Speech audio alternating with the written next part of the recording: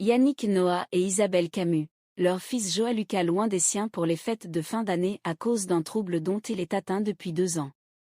Fils de Yannick Noah et d'Isabelle Camus, Joa-Lucas poursuit son ascension dans le monde de la musique. Mais derrière les platines et les projecteurs, le jeune DJ fait face à une peur qui le freine dans son quotidien. Une angoisse qui l'éloigne notamment de son père et de sa famille. Aperçu récemment aux côtés de sa mère lors de l'anniversaire de Véronica Thierry, assistante directrice des clubs L'Arc, Joa-Lucas Noah a accordé une interview aux journalistes du magazine Dala. En plein essor dans l'univers de la musique, le fils de Yannick Noah et d'Isabelle Camus se produira ce soir aux platines de l'établissement Chic Bambou à Paris. Une perspective qui lui inspire une certaine appréhension, le jeune homme se disant très perfectionniste.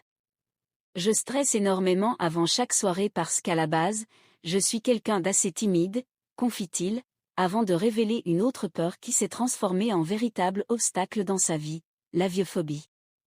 Depuis 2 ans, je ne prends plus l'avion. Alors que son père passe une grande partie de son temps dans son pays natal, le Cameroun, Joa-Lucas n'y a plus mis les pieds depuis 2 ans. Il explique, depuis que je suis né, j'y vais quasiment tous les ans, parfois même plusieurs fois par an. Je suis extrêmement attaché au Cameroun. C'est ma 2e maison.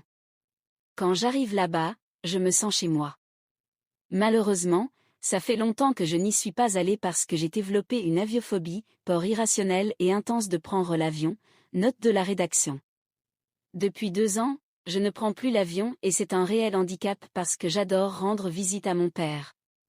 Le Cameroun sera ma première destination quand j'aurai dépassé ma peur. Un Noël loin des siens.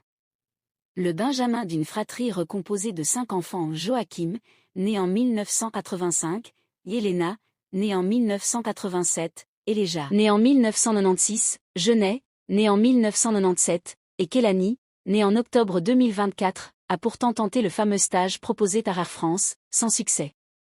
C'est très compliqué pour moi.